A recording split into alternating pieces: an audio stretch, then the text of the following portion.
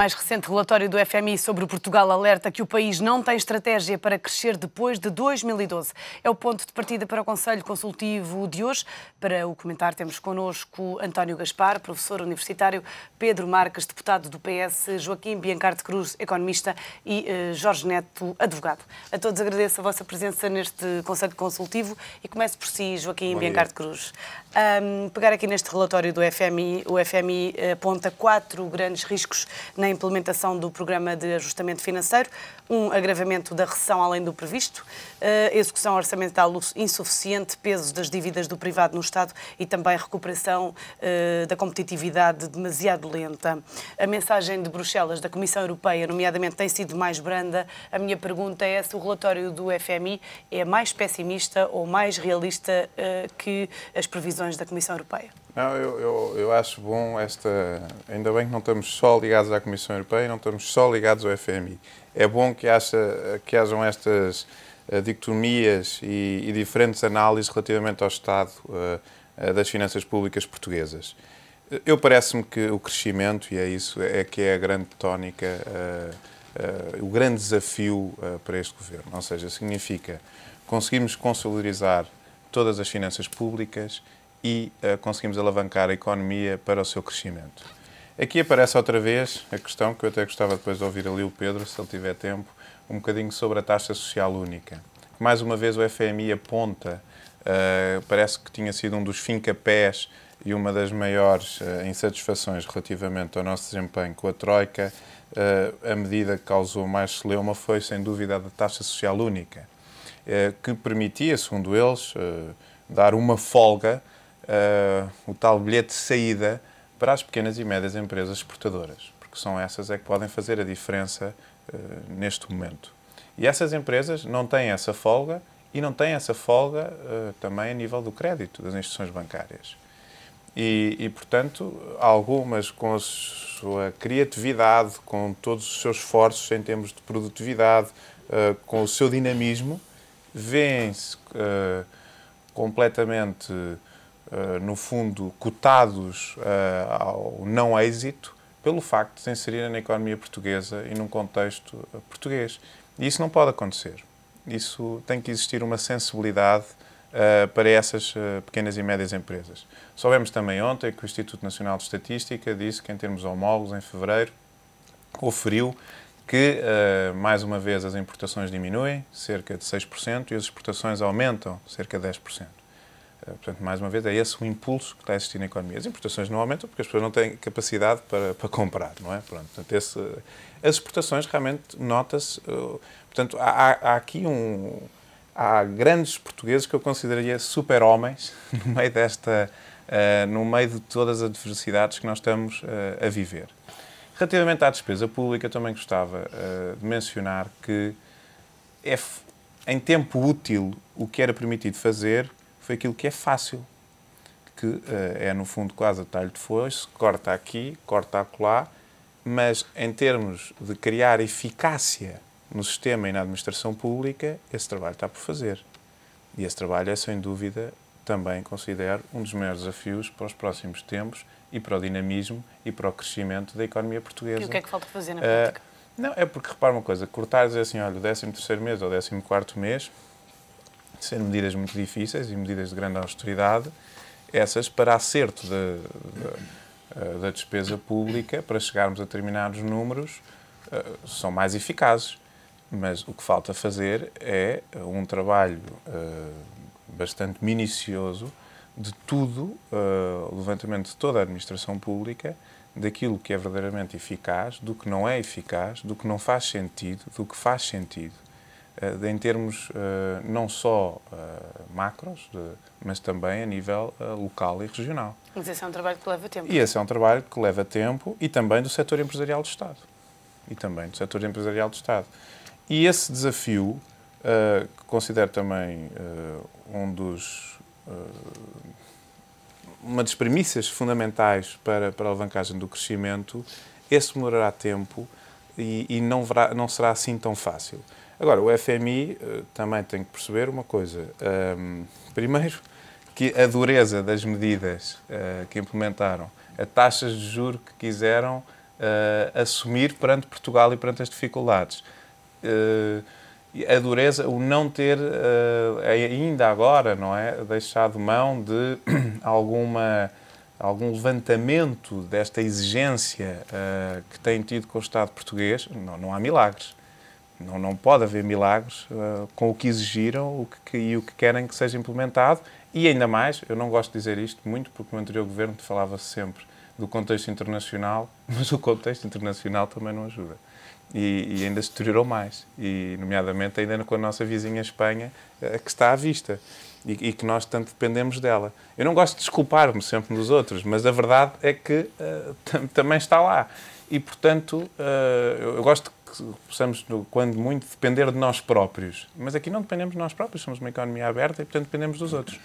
E por isso, é claro que isto são também um bocadinho bullets, e os jornalistas gostam de dizer, ei, o FMI, e, portanto, dar este enlevo, esta notícia, que acho que nos deve fazer pensar a todos os agentes económicos, ao Governo, aos parceiros sociais, que a porta é o crescimento económico. Não é o corte nem o aumento de uma situação deficitária.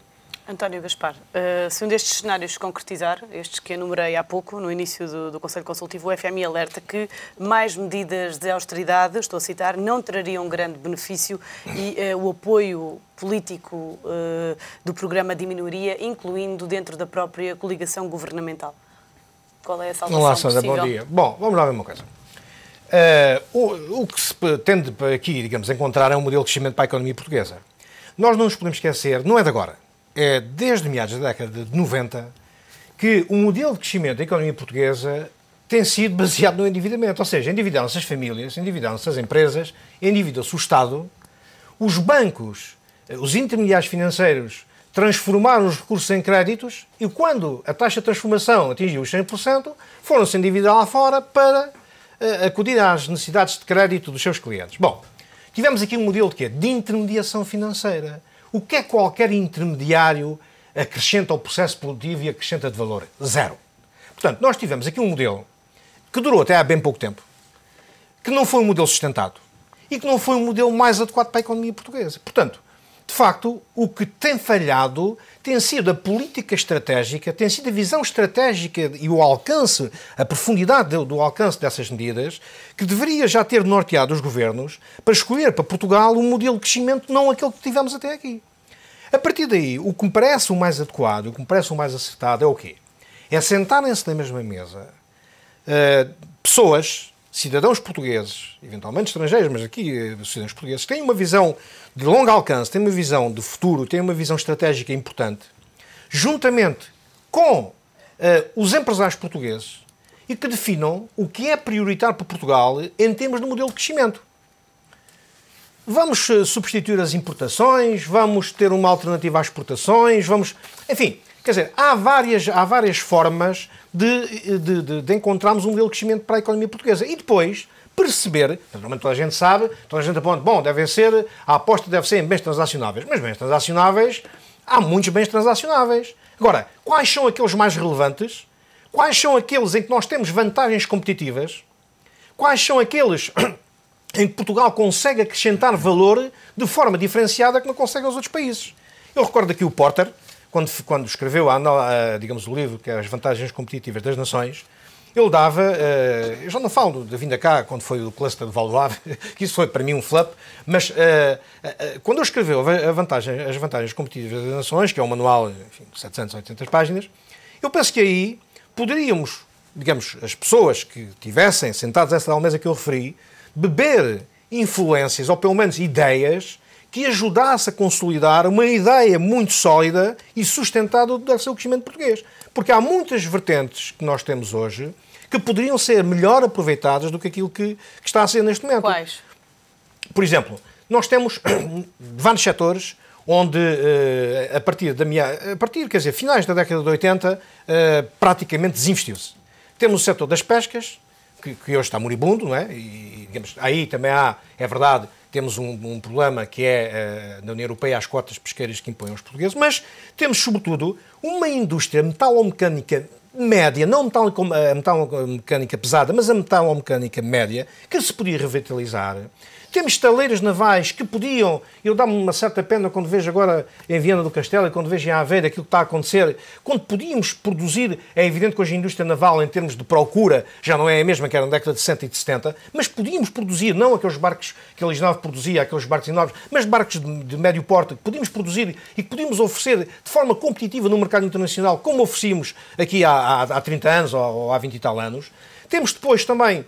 ligados à agricultura. Acho que se podia fazer muita coisa ligada à agricultura. A nossa agricultura está moribunda por os motivos que nós sabemos, mas que se podíamos revitalizar, porque temos hoje um conjunto enorme de jovens agricultores que apostaram na terra e que podíamos também, por essa via, ter um conjunto de produtos e produções que podíamos, não só, digamos, para o mercado interno, mas também para o mercado externo.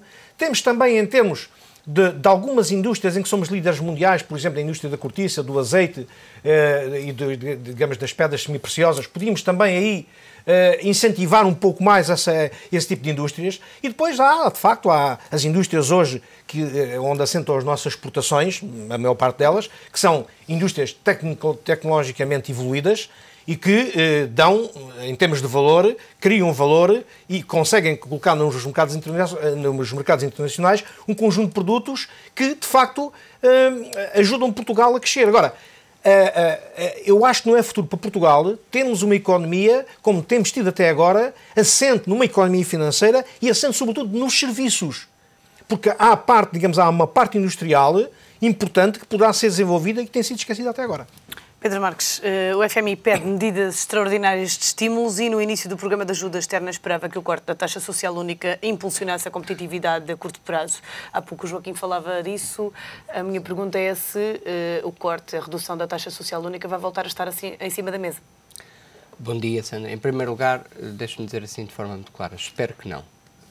Espero que não, porque nós negociámos o programa, sabemos o quanto o FMI insistiu nessa medida. Essa medida tinha várias razões, porque corria o risco de ser uma medida errada. Foi uma daquelas medidas que o FMI impôs que constasse no programa, mas rapidamente nós tivemos... o próprio relatório já feito por este Governo mostrou à evidência aquilo que nós pensávamos, que é o risco de termos uma desvalorização interna brutal, porque para fazermos essa desvalorização fiscal que corresponde à baixa da TSU, teríamos que aumentar brutalmente impostos noutras áreas para compensar a perda de mais ou menos 1.600 milhões de euros por ano que esta medida acarretaria. E depois, para além desse aumento de impostos brutal, e que, reparem, nós já estamos a ter um pouco esse efeito, por exemplo, a questão do IVA da restauração, o efeito que está a ter na área deste setor, só para dar um exemplo, para além desses efeitos económicos brutais desse aumento de impostos que seria necessário para não haver um agravamento das contas públicas, havia o risco de muito dessa baixa da TSU não chegar à competitividade externa, nomeadamente ser absorvido pelas empresas dos bens não transacionáveis, mas não o repercutirem nos seus preços, baixando custos de energia ou de comunicações ou outros. E, portanto, foram bem apontados os fatores no relatório feito já por este Ministro das Finanças. Essa medida proposta pela FMI tem um caráter, sobretudo, experimentalista. Ela nunca foi adotada nesses termos. E, eu diria de outra forma, Portugal já está a fazer uma desvalorização interna significativa, nomeadamente dos custos de trabalho. Há 2 ou 3 anos para cá o índice de custos unitários de trabalho tem baixado e muito. E Portugal já fez uma boa parte desse percurso, não precisa desse tipo de medida, tipo de bala de prata. Isso nunca resolveu grande coisa nos países. Já que a questão é estratégia económica, deixe-me dizer-lhe que eu realmente acho que, para além da desvalorização interna através da consolidação orçamental que este Governo está a fazer, que nos foi imposta no quadro das medidas europeias e da crise das dívidas soberanas, nós temos que fazer apostar naquilo que no fundo nos resta no quadro da União Monetária como estamos, que é na política microeconómica. Nós temos 2 déficits fundamentais que temos que continuar a resolver e que não podem ser objeto de chicana política. O déficit das qualificações, em particular a formação de adultos. Se quiserem mudar o nome aos programas, mudem. Se não gostam do nome Novas Oportunidades porque é de outro governo, mudem. Mas a formação de adultos tem que continuar a ser uma aposta estratégica. Formação escolar e profissional. E não pode ser objeto de avanço e recuos. E o déficit energético. O déficit energético tem que continuar a ser atalhado. Para adultos, refere-se até que idade? Ou até que nível de ensino? Não, eu estou a falar de alargar o máximo possível as competências dos adultos. Nós não podemos resolver os problemas que temos como país de crescimento sustentado e ainda por cima continuar a fazer aquilo que temos que fazer, que é reduzir as desigualdades neste país, portanto, sem alargar muito as qualificações dos adultos. Mas Portugal Nós temos demasiadas pessoas no mercado de trabalho com abaixo das qualificações do antigo nono ano. Portugal não é também um dos países que tem uma grande percentagem de jovens licenciados desempregados? Tem, mas esses jovens licenciados desempregados, os outros países também os têm. Uma coisa que é clara de todas as estatísticas, toda a informação, é que um jovem com qualificações elevadas que esteja desempregado, que isso não devia acontecer, evidentemente, mas tem muito mais condições para regressar ao mercado de trabalho ou para ingressar no mercado de trabalho do que um jovem sem qualificações. E eu estou também a falar dos adultos que estão no mercado de trabalho, mas cujo potencial produtivo, potencial económico, será muito maior se tiverem mais qualificações. Tudo indica que Portugal, para crescer, Portugal como os outros países, para crescer de forma sustentada, tem que ter mais qualificações na população adulta. Bom, e como eu estava a dizer, tem que resolver o déficit energético. E depois há muitas outras áreas para tratar, já aqui foi falado, o financiamento da economia. Houve uma grande incompreensão do problema do financiamento da economia, ele tem que ser resolvido. É preciso garantir que não há crowding out do dinheiro disponível e, portanto, que ele é realmente dirigido ao crédito às empresas. E não é isso que está a acontecer neste momento. Esse crowding out está a acontecer. Agora, a dívida pública parece que já é uma coisa apelativa e que os bancos já querem investir em dívida pública, bom, mas também têm que emprestar dinheiro à economia. É preciso tratar da questão do CREN, garantir que o CREN é um instrumento de promoção da marca Portugal, promoção das nossas empresas no exterior. Bom, e para me calar, uma última questão. É preciso, nesta fase, em 2012, não é depois, é agora, porque é agora que se está a destruir capital humano, é preciso apoiar a manutenção de emprego. E eu não estou aqui a falar de subsidiar, não, estou a falar de medidas que já foram tomadas em países como a Alemanha ou em Portugal em 2009. Quais? É possível, uma coisa que se chama tecnicamente layoff com formação. Isto é um exemplo apenas, mas é só um dos tipos de políticas que se pode fazer para garantir que as empresas, numa fase como estamos agora, de quebra brutal da procura, não têm que despedir todos os seus funcionários ou a grande parte dos funcionários, porque elas vão precisar destes funcionários quando a economia voltar a aquecer. Então, há períodos transitórios em que se podem garantir apoios em fase de layoff, mas com formação, para que as pessoas estejam a reforçar qualificações, não perdem os vínculos às empresas. Podem até estar a trabalhar parcialmente, isto pode ser parcial, mas as empresas não alienam os seus melhores quadros, não alienam o seu capital humano. As empresas querem fazer isto já foi feito com sucesso noutros países e nós não estamos a fazer em Portugal. Para além de toda a questão do enquadramento económico, apoiar nesta fase, de forma competitiva, a manutenção do emprego. Jorge Neto, o FMI diz que o mais difícil é identificar áreas de maior retorno em que o Governo deve investir. Que áreas podem ser alvo de mexidas a curto prazo? Há várias, mas antes de entrar nesse ponto, deixe-me só dizer o seguinte. Eu estou, pela primeira vez, porventura, de acordo com praticamente tudo que aqui foi dito. E acho que foram tocadas as questões centrais do problema de Portugal. Do ponto de vista macroeconómico, estamos todos de acordo, de facto, é um país sobreendividado que necessita de uma redução forte da despesa pública. Isso tem sido feito, enfim, nos tais cortes, um pouco à la carte, que há pouco o Joaquim referia, mas eu penso que é preciso naturalmente ir mais longe, sobretudo no domínio das reformas estruturais. Não é possível, de facto, ter crescimento económico sem essas reformas estruturais, elas ainda estão nos seus primórdios, demoram algum tempo a implementar, mas é fundamental que elas façam. Desde logo na administração pública, como aqui foi referido, nós temos de facto um problema prioritário de necessidade de reforma da administração pública. O Governo agora parece que vai avançar com uma lei para as rescisões por mútuo acordo na função pública e esse de facto é um problema central. Eu recordo que nós temos 80 funcionários por 1.000 habitantes, a média europeia está nos 50.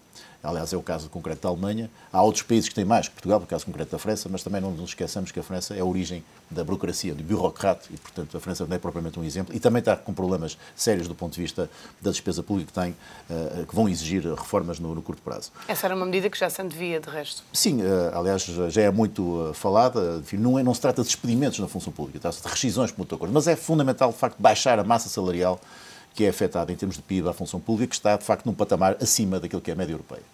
Estamos na casa dos 13%, já estivemos nos 15%, mas temos que baixar para os 10%, que essa é a média europeia, e isso é fundamental para, de facto, libertar meios do setor público para o setor privado e para não sobrecarregar os portugueses e as empresas com impostos. Mas também a reforma na área da justiça, as reformas, enfim, mesmo na área laboral, eu penso que foi feita uma reforma importante, mas ainda assim estou em querer, como aliás também há uns relatórios internacionais o têm dito, que é preciso ir um pouco mais longe. Aliás, quando vejo a reforma laboral que foi feita em Espanha, vejo que ainda há uma grande diferença entre aquilo que foram os avanços produzidos em Espanha no domínio da flexibilidade laboral e aquilo que aconteceu em Portugal com esta última reforma, que é positiva, mas que eu penso que ainda está aquém daquilo que é necessário fazer. E, fundamentalmente, ter uma estratégia de facto de crescimento. E aí o FMI tem toda a razão. Há 2 décadas que venho assistindo em Portugal um debate aprofundado de personalidades relevantes sobre o problema da estratégia de crescimento de Portugal. E esse, de facto, é um problema que está diagnosticado, mas as soluções concretas nunca foram implementadas. Eu recordo do Porter, que há pouco aqui foi referido. Em 94 esteve cá, fez um relatório sobre a estratégia de crescimento de Portugal, sobre os clusters que deviam ser desenvolvidos. Enfim, não foi só o setor do agro, era o setor do texto, do vestuário, dos vinhos. 10 anos depois ele voltou, em 2000, 2002, salvo erro, e verificou que estava tudo praticamente na mesma. Houve alguma evolução do ponto de vista macroeconómico, das políticas macroeconómicas, do ponto de vista microeconómico, que há pouco aqui o Pedro referia, nada foi feito. Quer dizer, continua por identificar quais são os setores estratégicos em que Portugal deve investir, continua por se verificar uma concorrência efetiva no setor microeconómico, alguma estagnação, algum laxismo do ponto de vista da concorrência efetiva na microeconomia, e o país está exatamente como estava nos anos 90. E, portanto, o que é fundamental aqui, aliás, também ainda recentemente, já agora se me permite, um conjunto relevante de personalidades, liderado pelo Dr. Daniel Pereira Carvalho, levou a cabo um estudo sobre o projeto Farol, sobre o crescimento, exatamente sobre o crescimento da economia portuguesa, e vem mais ou menos ao encontro que já dizia Malcolm Porter nos anos 90 e que voltou novamente a reeditar em 2000. É, de facto, necessário um projeto mobilizador para Portugal. Quais são os principais problemas do crescimento em Portugal? Se olharmos para as estatísticas, Porter identificou-os, o projeto Farol também os identificou, radicam basicamente nisto que há pouco o Pedro falava. Falta de qualificação da mão de obra, falta de qualificação das pessoas, e a questão do licenciado é importante. Nós, comparativamente com a média europeia, temos menos licenciados do que tem a média europeia, menos até que a própria Grécia, é curioso. E o problema, de facto, da investigação e da inovação. Nós temos também o país onde há menos investimento na inovação, quer do ponto de vista público, mas sobretudo do ponto de vista privado. As empresas não investem na inovação, no research and development, não fazem esse investimento. E somos, de facto, o país também está na cauda da Europa, atrás da Grécia também nesse domínio. E, portanto, como diz o Michael Porter, como diz o relatório do projeto Farol, é preciso um projeto mobilizador, e isso tem que ser o governo. Tem que ser os líderes políticos é que têm que ter, de facto, têm que criar, enfim, um conjunto de personalidades que façam esse debate e que apresentem um projeto concreto que seja galvanizador e mobilizador para os portugueses e que aposte sobretudo nisso. O nosso melhor ativo são, de facto, as pessoas, qualificação das pessoas. Quanto mais licenciados, melhor. E mesmo que o licenciado esteja desempregado, há pouco referia, o Pedro também acho que lhe respondeu, e bem, eu prefiro um licenciado desempregado do que um desempregado não licenciado.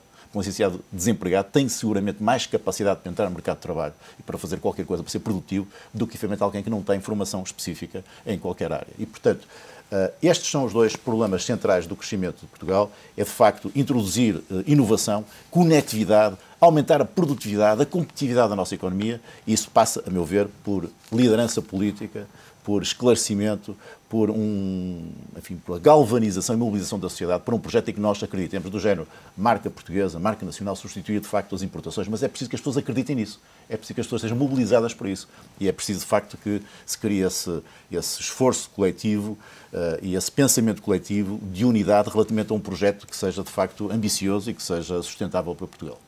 Joaquim, voltamos ao ponto de partida da nossa conversa. O FMI tem dúvidas sobre a capacidade de Portugal recuperar a partir do próximo ano, e o próprio Primeiro-Ministro admitiu na semana passada, numa entrevista, ter dúvidas sobre o regresso de Portugal aos mercados em 2013. O que o FMI diz a este respeito no relatório é que o Governo precisa de melhorar a comunicação com os mercados e com os investidores. O Executivo precisa de ser mais proativo nesta matéria? Eu penso que a visita até... As últimas visitas do Ministro das Finanças pelas principais praças económicas do mundo foram importantes, mas não podemos ficar só por aí. E, mais uma vez, dou aqui o alerta à diplomacia portuguesa, que também tem que ser económica e financeira cada vez mais em todo o mundo, e também tem um papel ativo em todo o mundo nessa matéria, e nomeadamente também aos negócios estrangeiros, ao Sr. Ministro dos Negócios Estrangeiros. Portanto, este papel de promoção do que é que Portugal está a fazer, do esforço que Portugal está a fazer, do que é que está a conseguir chegar, mas de uma forma honesta e clara, sem esconder nada, sem esconder as nossas fragilidades, isso dará confiança aos mercados. Agora, os mercados ainda têm ali, porque também houve muita, à custa dos especuladores, à custa de um jornalismo mediático que fomos vítimas, por razões plausíveis ou não, a Grécia, Portugal, a Irlanda estão na calha. E agora também Espanha e Itália. Espanha e Itália. A Bélgica, a França também. A Bélgica consegue se esconder, não sei como, está sempre mais escondida, e a Hungria. Mas talvez esteja no interior da Europa e tenha bons vizinhos. Mas o que é certo é que nós estamos ainda na calha e, portanto, as desconfianças do mercado ainda se vão manter relativamente a Portugal. E, portanto, nós temos que continuar a fazer o nosso esforço. Todavia, daquilo que foi dito aqui um bocadinho anteriormente a mim, eu não considero que na economia nós tenhamos que dizer temos que produzir vinho, ou temos que produzir azeite, ou temos que produzir... São os próprios agentes que têm que perceber o que é que nós somos melhor mediante o mercado. Agora, há uma coisa que isso é que é inadmissível, e essa grande injustiça para quem quer estar na vida de uma forma empreendedora, combativa, ela tem que contar com o melhor do Estado português. E isso não conta em todo lado. Porque se ela tem um problema de justiça, vão-lhe demorar 20 anos a resolver um problema de justiça. Não é? Se ela quer crédito, o crédito foi dado ao Estado português ou ao setor empresarial do Estado, portanto não está disponível para eles. Não é? Enfim, já houve aqui alguns sinais de uma maior flexibilização do mercado de trabalho, que é importante. Se ele quer concorrer a algo do CREN ou dos subsídios que estão alavancados até 2013, o Estado não tem como participar há 4 anos. Há 4 anos que nós desperdiçamos milhões em subsídios que foram alavancados para a nossa economia e que o Estado não tem como participar. E, portanto, tudo aquilo por onde se vira para o Estado português, infelizmente, os portugueses não têm o seu melhor. A formação é importantíssima. Realmente, os níveis de formação que o Pedro referiu ainda continuam a ser dramáticos na economia portuguesa. Eu acho que não poderá ser dado... É evidente que houve uma iniciativa como as novas oportunidades, depois é discutido se poderia ser mais exigente, menos exigente, se aquilo era mais para estatística, se era menos para estatística, a forma melhor com que os portugueses poderão ter. E agora, o que interessa é que tem que existir qualquer coisa, um modelo, para realmente tornar os portugueses mais fortes em termos de conhecimento. E essa fortaleza para eles é um garante no mercado de trabalho. E o estudo é ao longo da vida. Já não é só nós tomamos um passo tipo, chegamos à licenciatura ou chegamos só ao 12º e acabou. Não. É para o longo da vida. António Gaspar, o FMI parece não acreditar que as reformas estruturais tirem o país da recessão no imediato. Considera que Portugal está a dar sinais de paralisia? Bom, vamos lá ver uma coisa. Este governo tem-se preocupado exclusivamente com o problema da dívida. E a partir do momento em que se preocupa com as reformas em termos da dívida e em termos de atingir os rácios combinados com o triunvirato que está a prestar ajuda técnica a Portugal, esqueça-se de outra parte, que é o crescimento e o emprego. E não há milagres, quer dizer, não há milagres. Portanto, se tapa de um lado, destapa do outro lado. Portanto, ao esquecer-se de facto do compromisso que devia ter assumido com o crescimento da economia portuguesa, vai ter um conjunto de problemas. E isto temos vindo aqui a falar, sobretudo, do dedo apontado do FMI e, se calhar, de outras instituições, a que Portugal não irá ter acesso aos mercados em 2013. Aliás, na minha crónica, na quinta-feira passada, aqui no Jornal da Casa, eu apontava exatamente isso e dizia, a minha dúvida, a minha grande dúvida, quase certeza que Portugal não vai ter hipótese, quando chegar ao fim de 2013, de aceder de uma forma normal e adequada aos mercados, ao mercado de capitais. Portanto, o Governo não está a fazer aquilo que devia de fazer. Vou pedir para ser rápido. Pronto, eu vou só terminar. Não está a fazer aquilo que devia de fazer, ou seja, devia de apostar no crescimento, ao mesmo tempo que tenta resolver os problemas que a economia, em termos estruturais, tem. Pedro Marques, para terminar, se Portugal não voltar aos mercados de emissão de dívida em 2013, a Troika vai mandar mais em Portugal? Se nós tivermos um prolongamento do programa, a mim parece-me evidente, sobretudo se o Governo não insistir no erro de agravar a austeridade, se entretanto a recessão se agravar, parece-me evidente que nós precisaremos de mais tempo para atingir os objetivos com que nos comprometemos. Julgo que a questão do regresso ou não aos mercados tem a ver connosco, mas tem a ver com a situação europeia de forma mais global. Nessa altura, se houver um segundo programa, estou convencido que a Troika agravará a dose e quererá agravar a dose, como fez na Grécia. Espero que isso não aconteça, porque isso seria apenas um erro. Jorge Neto, em 30 segundos, o que é que lhe parece? Parece-me que, de facto, não vamos regressar aos mercados em 2013, como aliás o próprio Primeiro-Ministro já começou civilinamente a preparar a opinião pública. E obviamente que, continuando a austeridade, a grande questão que se coloca no horizonte é como é que será possível crescer com o agravamento da austeridade, que vai seguramente aprofundar a recessão. Essa é que é a grande incógnita e sobre ela, enfim, aceitam-se todos os prognósticos, mas eu não me atrevo a sugerir uma saída. Muito obrigada a todos pela vossa presença neste Conselho Consultivo e até para a semana. O Conselho Consultivo, esse está de regresso amanhã.